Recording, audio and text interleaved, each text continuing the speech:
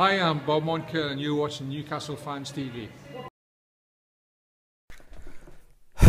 That's disappointing, isn't it, everybody? Right, Newcastle United 1, Leeds 1. I think we're all just a little bit disappointed because of the way it ended, isn't it? It feels like a defeat now. Everybody on fan cams was deflated. Players were deflated as well. I just want to talk about, before we go any further, is the atmosphere was absolutely fantastic. The atmosphere at St James's Park, I thought it was a much improved. We've seen the new flags from the Gallagher flags as well, you know, 2 giant surfer flags.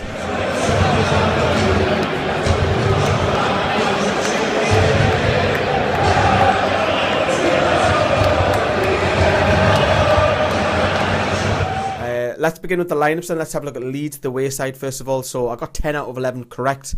I thought this is how they would line up. The only one I didn't get right, I thought Dukara might come in at left wing, but it was Alfonso, and everywhere else picked themselves, got it spot on, except from obviously Alfonso, which I've mentioned. Newcastle on the other hand, again I got 10 out of 11 right. I thought Diarmi would come in at that number 10, and to be honest with you, I wish he did. I really do. I thought Perez was awful, absolutely awful. I don't know what we're going to do with him. And then obviously looking at Newcastle's like left flank, Gouffran, I said he'll start. I thought Mitrovic would, and he would in the back four with the same, you know.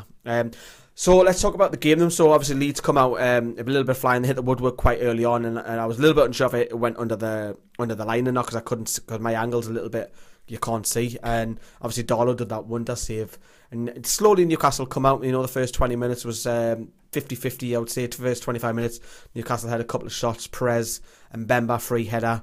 You know, obviously we hit the woodwork as well. So it was 1-1 on the woodwork side of things.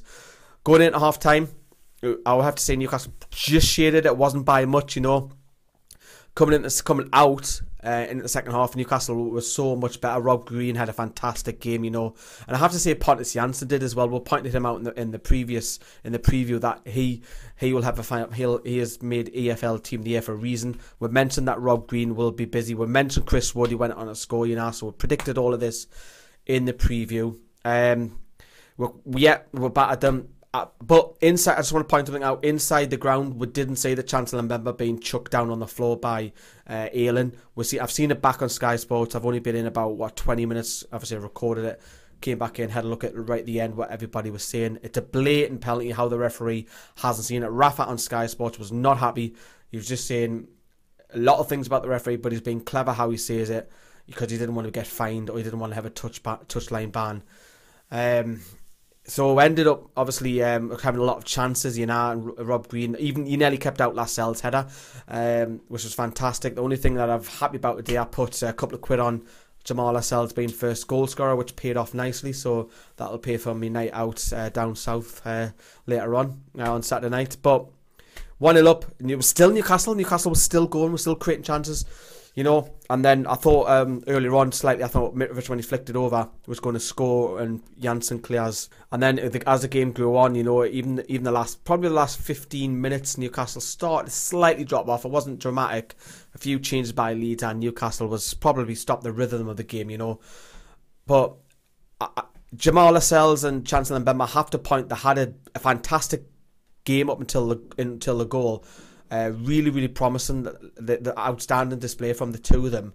And I have to mention Mitrovic as well was very good, you know, because Mitrovic was bringing a lot of players in the ball, and it was Bartley and Jansson were up for a fight, you know. I think Jansson was their best player personally. I think he's actually better than Green, although Green had a fantastic game as well. I thought Jansson shaded it, and Bartley was up for a bit of off. Bartley was getting out-muscled, I thought, at times by Mitrovic. Mitrovic was putting himself about, and to be honest with the lad, he didn't have any runners. Richie was fairly quiet, Gouffran on the other side, Perez was all over the place, so Mitrovic was doing his job, but others around him weren't. Whether he starts on Monday is another question.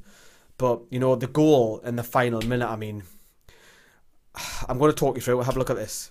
Right guys, I'm just in my bedroom. Okay, right, I'm just going to pause on there. Right, if you look here, Jamal Lascelles. Why is Jamal Lascelles there? If you just come across Chancellor Mbemba, he's got his man, Dummett's worried about this man. Why is this man, Chris Wood, not getting marked?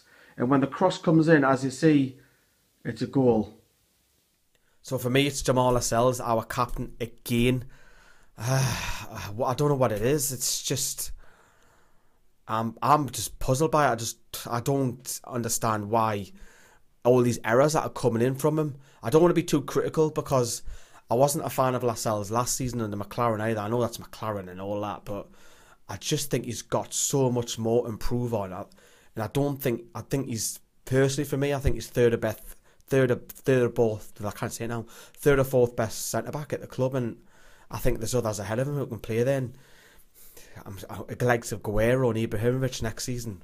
You know, I don't know, but yeah, there's faults to be picked, yeah, and Bemba had picked up 2 men, you know, and Diarmi on, what was he doing all the way back there, is slacking on the right side of the box. But finished 1-1. We're going to hear from Jamal Lascelles and Rafa Benitez, and this is courtesy, of course, of NUFC TV. Well, Jamal, you played so well tonight. That must be a very deflating experience. Yeah, I think that's the hardest game I played in terms of, you know, how well we played and what we got out of it. I thought from start to finish we were all over them. They hit the crossbar early on, but other than that we battled them all game.